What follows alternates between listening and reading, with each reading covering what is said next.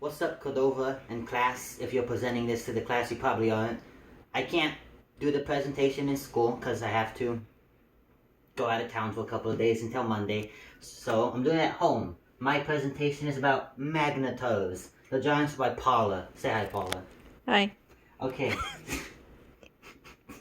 Okay, so what is a magneto? A magneto is when a supermassive star, about 2 solar masses or bigger. A solar mass is how we measure the sun. So one sun, like our sun, is one solar mass. So when that star decides it's had enough of the world's crap and it wants to freaking blow itself up and become a supernova, it becomes either supernova dust, which is how we get, I don't remember what they're called. It can become a black hole if it's big enough, or it can become a neutron star. I wish I could blow up in a supermassive explosion and kill everybody. It'd be a fun way of genocide. Anyhow, so what a neutron star is like when a star explodes, it condenses really tightly together, really quickly, into about the size of a small city. And all the positive and negative neutrons in there, I forgot what they're called, I know one of them is called electrons, they smack together and become neutrons, which is why I guess the name neutron star. And so, a neutron star is really, really, really freaking dense, and it has a really strong magnetic field. An average neutron star, the magnetic field of it is about 1,000,000,000,000 times that of the Earth. It's really, really powerful.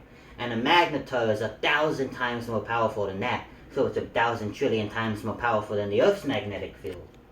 And they're pretty small. They're about the size of a small city. About the size of a small city. But it's the mass of our sun condensed into that small city. So one sugar cube of a neutron star material would weigh as much as Mount Everest. It's crazy, and also probably be a black hole. But they're so dense. They're really dense, but they're not dense enough to become black holes yet.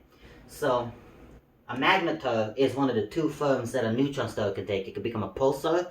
Pulsars are lame. We don't worry about them. They suck. Or a magnetar. A magnetar is really, as the name suggests, magnetic. Which brings me to my second picture. It's a magnet. Again, thank you, Paul. So, they're so freaking magnetic. If you were to throw a marshmallow at it, and the marshmallow didn't get burned up, of course, it would hit the star with the first of 1,000 hydrogen bombs. A hydrogen bomb's a nuclear bomb for you uneducated humans. And they also have starquakes, and a starquake is basically an earthquake, but for stars. And one magnetar is recorded being so powerful in its starquakes that in 1/10 of a second, it put off more energy than the sun has in the past 100,000 years. It's pretty powerful. I wish I could be that powerful and kill everybody. I'm just joking. Or am I? So, they're very magnetic, as I just said a couple of times. Which brings me to my last picture, which is the Grim Reaper. Thanks, Paul, it's very cute. And the Grim Reaper is there because it can kill us super freaking easily. Like, if we were like 2,000 to 3,000 miles away from it, it would take all the electrons in our body and rip them out into like pencil-shaped rods like this. This isn't a pencil, but you get the gist.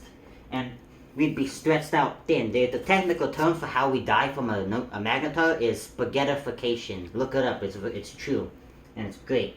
And you wouldn't die from this, of course, because you'd already be dead from the intense radiation these things give out, which is, it gives out a ton of radiation.